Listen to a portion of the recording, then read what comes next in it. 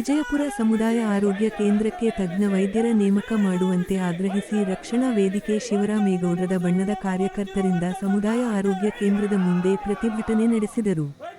ವಿಜಯಪುರ ಪಟ್ಟಣದ ಸಮುದಾಯ ಆರೋಗ್ಯ ಕೇಂದ್ರಕ್ಕೆ ಈ ಕೂಡಲೇ ತಜ್ಞ ವೈದ್ಯರ ನೇಮಕ ಮಾಡಬೇಕು ಹಾಗೂ ಜನೌಷಧಿ ಕೇಂದ್ರವನ್ನು ತೆರೆಯಬೇಕೆಂದು ಆಗ್ರಹಿಸಿ ಆಸ್ಪತ್ರೆ ಮುಂಭಾಗ ಸರ್ಕಾರ ವಿರುದ್ಧ ಧಿಕ್ಕಾರಗಳನ್ನು ಕೂಗಿ ಅಧಿಕಾರಿಗಳ ನಿರ್ಲಕ್ಷ್ಯತನಕ್ಕೆ ಧಿಕ್ಕಾರ ಎಂದು ಆಗ್ರಹಿಸಿ ಪ್ರತಿಭಟನೆ ನಡೆಸಿದರು.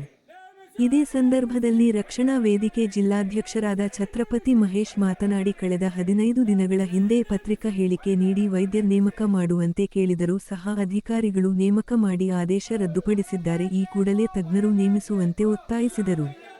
ರಕ್ಷಣಾ ವೇದಿಕೆಯ ಮುಖಂಡ ಕಿರಣ್ ಮಾತನಾಡಿ ಆಸ್ಪತ್ರೆಯಲ್ಲಿ ಕುಡಿಯುವ ನೀರಿನ ವ್ಯವಸ್ಥೆ ಇಲ್ಲ, ಸ್ವಚ್ಛತೆ ಇಲ್ಲ ಹಾಗೂ ರಾತ್ರಿ ಪಾಳ್ಯದಲ್ಲಿ ತಜ್ಞ ವೈದ್ಯರ ಕೊರತೆ ಇದ್ದು ಈ ಕೂಡಲೇ ತದ್ಭವ ಇದ್ದೇನೋ ನೇಮಿಸುವಂತೆ ಆಗ್ರಹಿಸಿದರು. ಇದೇ ಸಂದರ್ಭದಲ್ಲಿ ರಕ್ಷಣಾ ವೇದಿಕೆ ಮುಖಂಡ ಅಣ್ಣಮ್ಮ ತಾಯಿ ಸುರೇಶ್ ಹಾಗೂ ಕಿರಣ್, ಧನು ಸಂಜು, ಸುಹೇಲ್, ಮುನೀಂದ್ರ, ಶಿವರಾಜ್, ಜಬಿ, ರೋಷನ್ ತಬರೇಜ್ ಇನ್ನೂ ಅನೇಕ ರಕ್ಷಣಾ ವೇದಿಕೆ ಮುಖಂಡರು ಹಾಜರಿದ್ದರು. ಜಿಲ್ಲಾ ಆರೋಗ್ಯ ಅಧಿಕಾರಿ ಸ್ಥಳಕ್ಕೆ ಆಗಮಿಸಿ ಮಾತನಾಡಿ ನಮ್ಮ ಹಂತದಲ್ಲಿ ನೇಮಿಸಲು ಅವಕಾಶವಿಲ್ಲ, ಸರ್ಕಾರದಿಂದ ಮಾತ್ರ ವಿಜಯಪುರ ಸಮುದಾಯ ಆರೋಗ್ಯ ಕೇಂದ್ರಕ್ಕೆ ತಜ್ಞರು ನೇಮಿಸಲು ಅವಕಾಶ ಇದ್ದು ಸರ್ಕಾರದಿಂದಲೇ ಆಗಬೇಕೆಂದು ಹೇಳಿದರು. ತಾಲೂಕು ಆರೋಗ್ಯ ವೈದ್ಯಾಧಿಕಾರಿ ಆಸ್ಪತ್ರೆ ಸಿಬ್ಬಂದಿ ಹಾಜರಿದ್ದರು.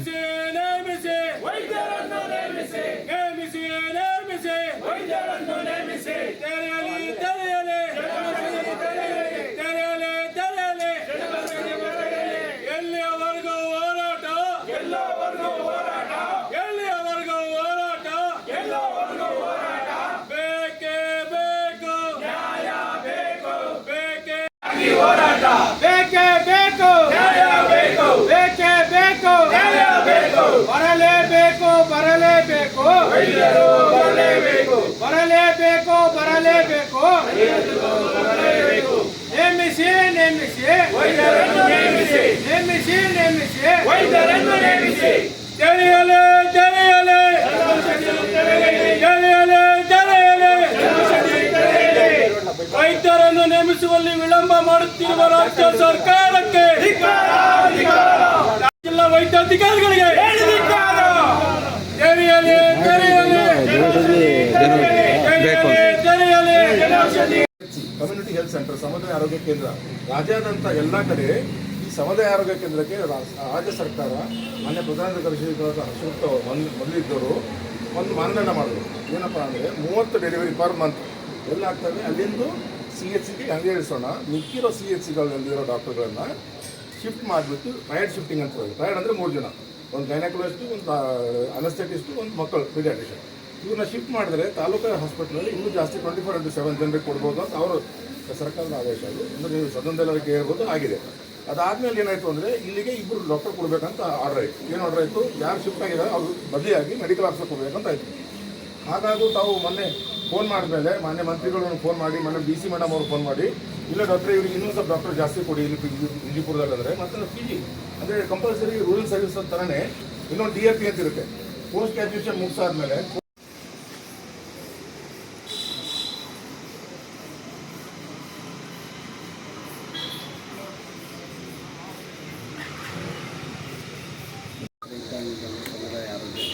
ಜೋರಾಗಿ 50,000 ಜನಸಂಖ್ಯೆ ಪಟ್ಟಣ ಈ ಹಿಂದೆ ಮಹಿಳಾ ತಜ್ಞರಾಗಿರ್ಬೋದು, ಮಕ್ಕಳ ತಜ್ಞರಾಗಿರ್ಬೋದು, ನುರಿತ ತಜ್ಞರಾಗಿರ್ಬೋದು, ಎಲ್ಲ ರೀತಿಯ ಚಿಕಿತ್ಸೆ ನೀಡಲಾಗಿದೆ. ಈ ಸರ್ಕಾರದ ಬಂದಾಗಿಲ್ಲ 2ರಿಂದ 3 ತಿಂಗಳಿಂದಲೂ ವೈದ್ಯರ ಖರ್ಚು ತುಂಬ ಕೊಡ್ತಾ ಇದೆ. ಮತ್ತು ಮೊನ್ನೆ ಕೂಡ ಔಷಧಿ ಕೂಡ ಸಿಗ್ತಾ ಇಲ್ಲ. ಮೊನ್ನೆ ಪತ್ರಿಕೆಯಲ್ಲೆಲ್ಲ ಬಂದಿದ್ದಾರೆ, ಔಷಧಿ ಸಿಗುವಂಥದ್ದಾಗಿದೆ. ಈಗೇನಂತಂದರೆ ನಮಗೆ ವೈದ್ಯರನ್ನು ನೇಮಿಸ್ಕೊಳ್ಬೇಕು. ಮೊನ್ನೆ 10 ದಿನಗಳ ಹಿಂದೆ ಜಿಲ್ಲಾ ವೈದ್ಯಾಧಿಕಾರಿಗಳು ನೇಮಿಸಿದ್ದೀವಿ 3 ಜನನ ಅಂತೇಳಿ ವೈದ್ಯರನ್ನ ಇದು ಮಾಡಿದರು. ಮತ್ತೆ ಅದನ್ನು ಹಿಂಪಡ್ತಿದ್ದಾರೆ. ಈ ಕೂಡಲೇ ನೇಮಿಸಬೇಕಾಗಿ ತಮ್ಮಲ್ಲಿ ಆಸ್ಪತ್ರೆಯಲ್ಲಿ ಡಾಕ್ಟ್ರು ಇಲ್ಲ. ಸುಮಾರು ವರ್ಷಗಳಿಂದ ಇರೋದೇನು, ಇವತ್ತು ಇಲ್ಲಿದ್ದೇನು. ಮೊನ್ನೆ ಗರ್ಭಿಣಿ ಪೇಷಂಟು ಚಿಕ್ಕಬಳ್ಳಾಪುರಕ್ಕೆ ವರ್ಗಾವಣೆ ಮಾಡಲಾಗಿದೆ. ಸುಮಾರು ವರ್ಷಗಳಿಂದ ಇಲ್ಲಿ ಹೆರಿಗೆ ಮತ್ತು ಆಪರೇಷನ್ ಮಾಡ್ತಿದ್ದರು. ಈಗ ಮಾಡ್ತಿಲ್ಲ. ಅದು ಯಾಕೆ ಮಾಡ್ತೀವಿ? ಅವತ್ತಿದ್ದೇನು, ಇವತ್ತು ಇಲ್ಲಿದ್ದೇನು. ಇವತ್ತು ಡಾಕ್ಟ್ರುಗಳು 3 ಡಾಕ್ಟ್ರುಗಳನ್ನ ನೇಮಿಕೆ ಮಾಡಿದ್ವಿ. ಅವರು ಇಲ್ಲಿ ಬರೋಕ್ಕಿಂತ ಮುಂಚೆನೇ ಬೇರೆ ಕಡೆ ವರ್ಗಾವಣೆ ಮಾಡಿದ್ದಾರೆ. ಯಾಕೆ ಮಾಡಿದ್ದಾರೆ ಅನ್ನೋದು ಏನೇನು ಡಾಕ್ಟ್ರ್ ಇದ್ರು? ಡಾಕ್ಟ್ರ್ ಇಲ್ಲ. ಭಾನುವಾರದತ್ತು ಬಂದ್ರೂ ಡಾಕ್ಟರ್ ಇಲ್ಲ, ಸೋಮವಾರ ಬಂದರೂ ಡಾಕ್ಟರ್ ಇಲ್ಲ. ಅವ್ರಿಗೆ ಇಷ್ಟ ಬಂದಂಗೆ ಬರ್ತಾರೆ, ಇಷ್ಟ ಬಂದಂಗೆ ಹೋಗ್ತಾರೆ. ಇದು ಒಂದು ಏನಂತ ಅಂದ್ಕೊಂಡಿದ್ದಾರೆ. ಇದ್ರ ಬಗ್ಗೆ ಏನಾದರೂ ನೀವು ಮೇಲಧಿಕಾರಿಗಳು ಕಂಪ್ಲೇಂಟ್ ಮಾಡೋದಾಗಿ ಮಾಡಿದ್ದೀರಾ? ಮಾಡಿದ್ದೀವಿ, ಸುಮಾರು ಸರಿ ಮಾಡಿದ್ದೀವಿ. ಪತ್ರಕರ್ತರು ಮಾಡಿದ್ದಾರೆ, ನಮ್ಮ ಸಂಘಟನೆಯಿಂದನೂ ಮಾಡಿದ್ದೀವಿ. ಯಾಕೆ ಇವರು ಈ ಥರ ಮಾಡ್ತಿದ್ದಾರೆ ಏನು ಹೇಳ್ತಾರೆ ಅವರು?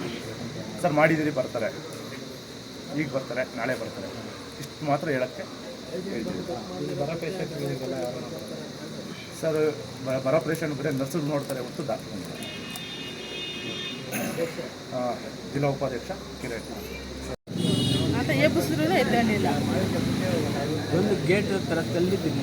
ಯಾರು ನೋಡಿದಾರೆ ಇಲ್ಲಿ ಬಂದು ಚೆಕ್ ಮಾಡೋದಕ್ಕೆ?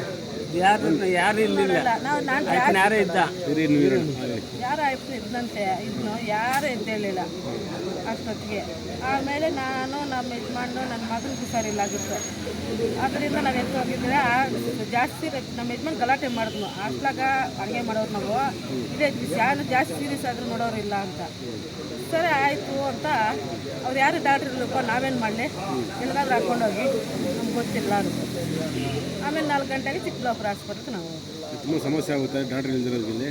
ಜಾಸ್ತಿ ಸಮಸ್ಯೆ ಆಗಿಬಿಟ್ಟೈತೆ. ಅವತ್ತು ಮಾತ್ರ ನನಗೆ. ನಿಮ್ಮ ಹೆಸರು? ಅರುಣ ಅಂತ. ಮೊದಲಿನ ಥರ ಏನು ಟ್ರಯಡ್ ಇದ್ದರು, ನುರಿತ ಡಾಕ್ಟರ್ಗಳು ಇಲ್ಲ ಅಂತ ಮಾನ್ಯ ಅಧ್ಯಕ್ಷರು ಹೇಳ್ತಾ ಇದ್ದಾರೆ.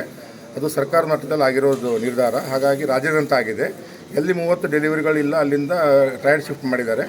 ಹಾಗಾಗಿ ಮಾನ್ಯ ಮಂತ್ರಿಗಳು ಮತ್ತು DC ಮೇಡಮ್ ಅವರು ಪತ್ರಿಕೆಯಲ್ಲಿ ಬಂದಾಗ ಅದು ನೋಡಿಬಿಟ್ಟು ಬೇರೆ ಅರೇಂಜ್ಮೆಂಟ್ ಮಾಡಿ ಅನ್ನೋದಕ್ಕೆ ಅಲ್ಟರ್ನೇಟಿವ್ ಅರೇಂಜ್ಮೆಂಟ್ ಆಗಿ ನಾವು 6 ಜನ ಡಾಕ್ಟರ್ಸ್ಗೆ, ಅಂದರೆ PG ಮಾಡಿರೋ DRP ಸ್ಟೂಡೆಂಟ್ಸು 3 ಮಂತ್ಸ್ಗೆ ಅವ್ರಿಗೆ ಪೋಸ್ಟಿಂಗ್ ಬಂದಿರ್ತಾರಲ್ಲ, ಅವ್ರನ್ನ ಇಲ್ಲಿಗೆ ಡೆಪ್ಯುಟೇಷನ್ ಹಾಕಿದ್ದೀವಿ. ಅವರಿಂದ ಡ್ಯೂಟಿ ಮಾಡಿಸ್ತಾ ಇದ್ದೀವಿ. ಇಲ್ಲಿ ಬರೋ ಪೇಷಂಟ್ಗಳನ್ನ ಇಲ್ಲಿ ಆಗಲ್ಲ, ನೀವು ಬೇರೆ ಕಡೆ ಹೋಗಿ ಅಂತ ಹೇಳ್ತಾರೆ ಅಂತ. ಹೌದು, ಈಗೆಲ್ಲ ಅವ್ರದ್ದು ಅದೇ ಕಂಪ್ಲೇಂಟ್ಸ್ ಇದೆ. ಅದು ನಾನು ತನಿಖೆ ಮಾಡಿಬಿಟ್ಟು ಯಾಕೆ ಏನಕ್ಕೆ ಕಳಿಸ್ತಾ ಇದ್ದಾರೆ ಅಂತ ನಾನು ವರದಿ ಔಷಧಿ ಸಹ ಸಿಗ್ತಾ ಇಲ್ಲ, ಇಲ್ಲಿ ಡಾಕ್ಟ್ರು ಕರೆಕ್ಟಾಗಿ ನೋಡಲ್ಲ, ಮುಟ್ಟಿ ಸಹ ನೋಡಲ್ಲ ಅಂತ ಪೇಷಂಟ್ಸು ಇದು ಮಾಡ್ತಿದ್ದಾರೆ. ಲಾಸ್ಟ್ ಒಂದು 5-6 ತಿಂಗಳವರೆಗೂ ಸ್ವಲ್ಪ ಔಷಧಿಗಳ ಕೊರತೆ ಇತ್ತು. ಬಟ್ ಲಾಸ್ಟ್ ಮಂತಿಂದ ಎಲ್ಲ ಸಪ್ಲೈ ಆಗ್ತಾಯಿದೆ. ಈಗ ಯಾವುದೂ ಔಷಧಿಗಳ ಕೊರತೆ ಇಲ್ಲ. ಈಗಾಗೂ ಏನಾದರೂ ಕೊರತೆ ಇದ್ದರೂ ಇಮಿಡಿಯೇಟ್ಲಿ ನಾವು ಪರ್ಚೇಸ್ ಮಾಡಬೇಕಂತ ಆದೇಶ ಇದೆ. ಅದನ್ನು ನಾವು ನಾನು ಪರಿಶೀಲಿಸ್ತೀನಿ. ಏನೇ ಮಾಡಿದ್ದಾರೆ, ಯಾವುದಾದ್ರೂ ಒಂದು ಪರ್ಟಿಕ್ಯುಲರ್ ಕೇಸ್ ಇದ್ದರೆ ಅದಕ್ಕೆ ಇನ್ಕ್ವೈರಿ ಮಾಡಿ.